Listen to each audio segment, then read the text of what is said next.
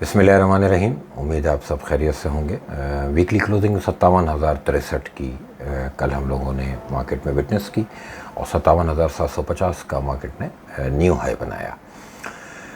बाज़ार नज़र आ रहा है सबको कि एक अच्छे रिदम में है और एक रैली है जो कि कंटिन्यूस जो है वो पिछले तकरीबन 7 हफ्तों से वीक ऑन वीक बेसिस पे मार्केट जो है वो एक नए हाई पे क्लोज दे रही है और वीक ऑन वीक बेसिस पे बाज़ार का नया हाई बन रहा है नेक्स्ट वीक के लिए। और समझ लेंगे जब, क्योंकि पहले वीक है और फिर उसके बाद मंथ है। मैंने मंथली पिवट तो 50,700 का बताया हुआ है और अब वो बहुत दूर हो गया है, तो वो पिवट इस वक्त इतने काम का नहीं है, क्योंकि इतने बड़े डिस्टेंस पे जाके अगर पिवट को कंसिडर करेंगे तो जनाजा तो अब वहीं तक निकल जाएगा। तो इसलिए उसके लिए ज़रूरी ये है कि अब मैं आप लोगों को दूसरा एक पिवट दे रहा हूँ, वो नोट कर लें। 53,400 फ़िलहाल 53,400 का पिवट जहन में रखें, अपने पास लिख के रखें। और जब तक मार्केट 53,400 के ऊपर कंसोलिडेट हो रही है, रैली में है, तब तक बाज़ार में रुकना नहीं चाहिए, बाज़ार में काम करना चाहिए। डेली बेसिस पे ऐसी बात है कि मार्केट को लोग वॉच कर रहे होते हैं, डेली बेसिस पे जो है वो इन और आउट मार्केट में हो रहा होता है। तो उस हिसाब से समझ लें कि अगर इस 53,400 को पिवट कंसीडर करके फर्स्ट इमीडिएट सपोर्ट जो है वो आप जो है वो 55,600 की जो है वो अपने जहन में रखें। 55,600 जब तक मार्केट 55,600 के ऊपर है तब तक आप बाज़ार में डरना नहीं चाहिए, बाज़ार में शॉर्ट टर्म ट्रेडिंग करनी चाहिए। लास्ट वीडियो में मैंने जैसे एक चीज़ हाईलाइट की थी कि बहुत से ब्लू चिप अभी भी हैं जो कि एक बुलिश चैनल में हैं। उनमें आप लोगों ने देखा, नॉट वीडियो, मैंने व्हाट्सएप पे ऑडियो पे एक बात अपने लोगों को कही थी कि जिसमें मैंने कुछ आइटम्स भी ब्लू चिप कोट किए थे और उस वक्त आइटम नहीं चले थे। और इस करंट वीक जो लास्ट वीक गुजरा है उसमें तकरीबन 12 से 14 रुपए की अपसाइड एक आइटम में और तकरीबन 20 रुपए की अपसाइड दूसरे आइटम में और 10 रुपए की अपसाइड तीसरे आइटम में। मैं आइटम का नाम देके वीडियोस में नहीं लेता हूँ, क्योंकि लेना ही नहीं चाहिए। जो लोग आइटम वाइज बात करते हैं वो बेवकूफ़ हैं और वो अनाड़ी हैं, ठीक है। बहुत रेयर कोई ऐसी चीज़ होगी कि जब समझाने के लिए आइटम का नाम लिया जाए, अदरवाइज़ ये उसूलों के ख़िलाफ़ बात है कि आप आइटम वाइज चीज़ों को मार्केट पब्लिकली इस तरह सोशल मीडिया पे डिस्कस करें। ओवरऑल मार्केट डिस्कस की जाती है और स्क्रिप्ट वाइज फिर वो इंडिविजुअल लेवल पे, क्योंकि देखिए हर आदमी की अपनी कैपेसिटी है, अपनी एपिटाइट है। कौन किसको बर्दाश्त कर सकता है ये डिसाइड करना हमारा काम है। ये हम बताएंगे किसके पास कितने पैसे हैं, उस अमाउंट के अंदर उसको क्या लेना चाहिए। आपकी जीत नंबर ऑफ़ शेयर्स पे होती है, ठीक है। तो अगर 1 लाख रुपए अगर किसी के पास पड़े हैं और उसने जाके जो है वो 800 रुपये वाला आइटम लेना है और 2,000 रुपये वाला आइटम लेना है, तो वो बेवकूफ़ी कर रहा है। बाज़ार में जितनी भी बड़ी रैली आ जाए वो उसने कमाना कुछ नहीं है। नंबर ऑफ़ शेयर्स के ऊपर आपकी जीत होती है। इसलिए ये सिर्फ आइटम बता देना मसले का हल नहीं है। जिसके पास जितने पैसे हैं उस हिसाब से बारी लग रही है मार्केट के अंदर। और फिर सबसे बड़ी बात यह कि सेकंड टियर और थर्ड टियर के अंदर भी जो है वो अब हम पिछले 2 हफ्ते से देख रहे हैं कि मार्केट उनमें भी जो है करंट दिखा रही है और मुझे लग रहा है अभी उनमें और करंट भी है। लेकिन पॉइंट यह है कि 7वां हफ्ता हो गया, बाज़ार माशाल्लाह स्ट्रेट जो है वो तेज़ी में है। बहुत से फंडामेंटल्स हैं अब लोगों के सामने आ रहे हैं जिसको मार्केट डिस्काउंट कर रही है।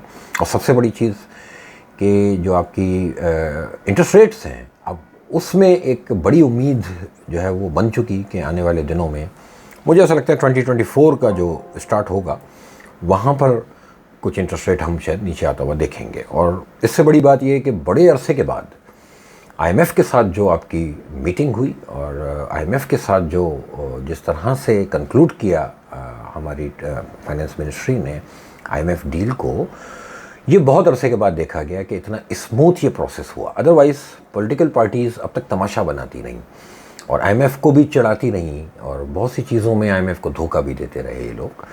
लेकिन एटलीस्ट चलें, केयरटेकर गवर्नमेंट में कुछ सीरियस जो है स्टेप्स लेते हुए नज़र आए ये लोग। और अब नज़र ये आ रहा है कि आने वाले दिनों में हम प्राइवेटाइजेशन से रिलेटेड भी कुछ इंशाल्लाह देखने जा रहे हैं। प्राइवेटाइजेशन एक ऐसा प्रोसेस होगा जो आपकी स्टॉक मार्केट के लिए बहुत बड़ा ट्रिगर हो सकता है, बहुत बड़ा। ये वैसे ही है जैसे कि इंटरेस्ट रेट। मार्केट बेसिकली ये जिस तरह के अब बुल रन में है, तो अब कम से कम कुछ चीज़ें क्लियर होनी शुरू हुई हैं कि एक तो IMF के साथ डील एक स्मूथ प्रोसेस के साथ ये कंप्लीट हुआ 15 तारीख को। फिर इंटरेस्ट रेट की जो होप क्रिएट हुई है मार्केट के अंदर, ये जो रैली है ये पहले से जो चल रही है ये बेसिकली इन चीज़ों को डिस्काउंट कर रही है। और इसी के साथ साथ अब अगर आगे आप प्राइवेटाइजेशन से रिलेटेड कुछ सुनेंगे तो उसमें जो है वो मेरे हिसाब से मार्केट के अंदर एक बहुत पोटेंशियल क्रिएट हो सकता है, उसकी वजह से मार्केट के अंदर एक बड़ी एक्टिविटी आ सकती है।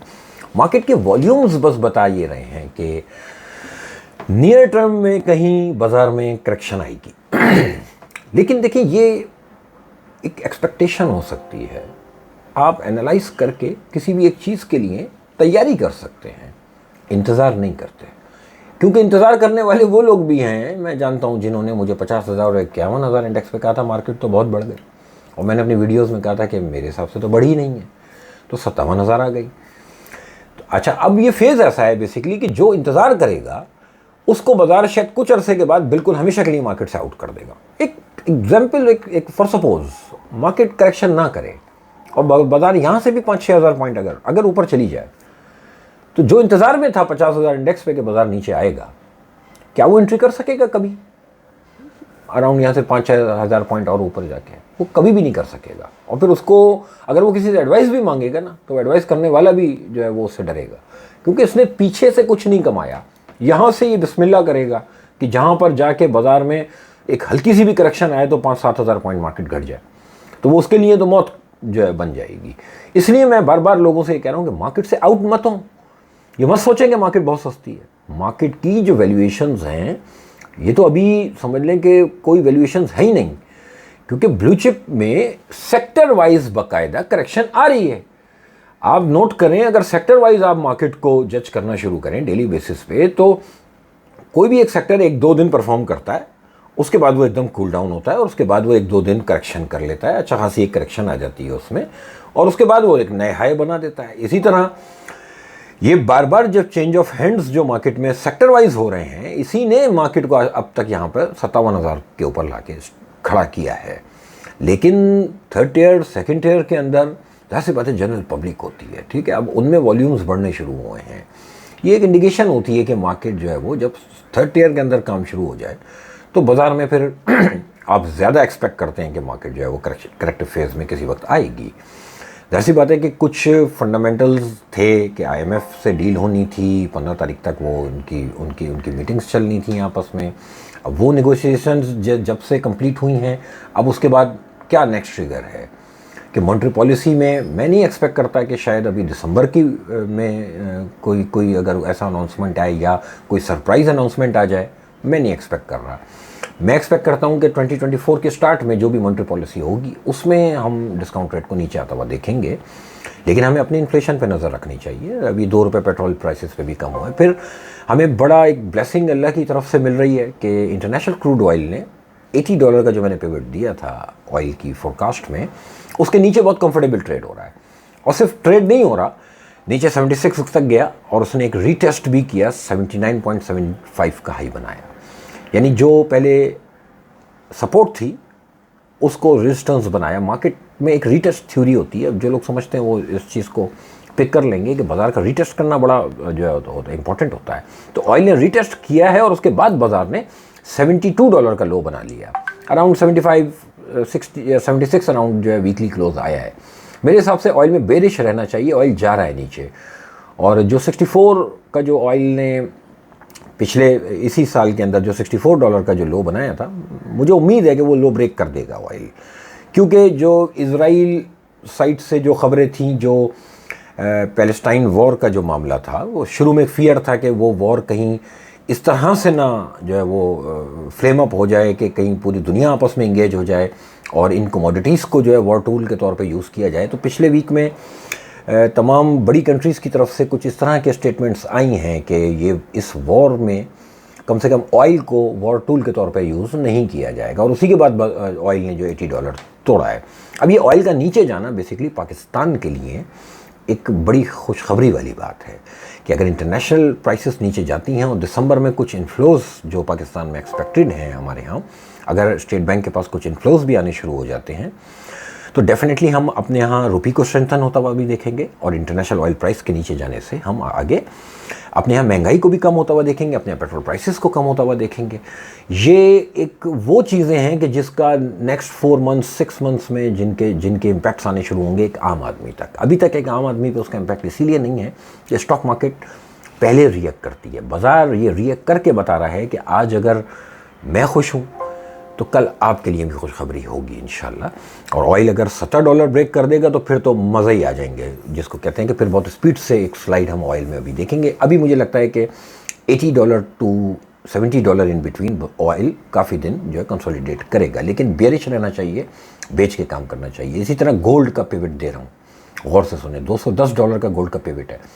जिस दिन गोल्ड $210 के ऊपर गया उस दिन ये अपना ऑल टाइम हाई ब्रेक करेगा 2071 का, और $210 से मुराद 2010। ये जो मार्केट के लोग हैं वो लैंग्वेज समझ जाएंगे, ठीक है।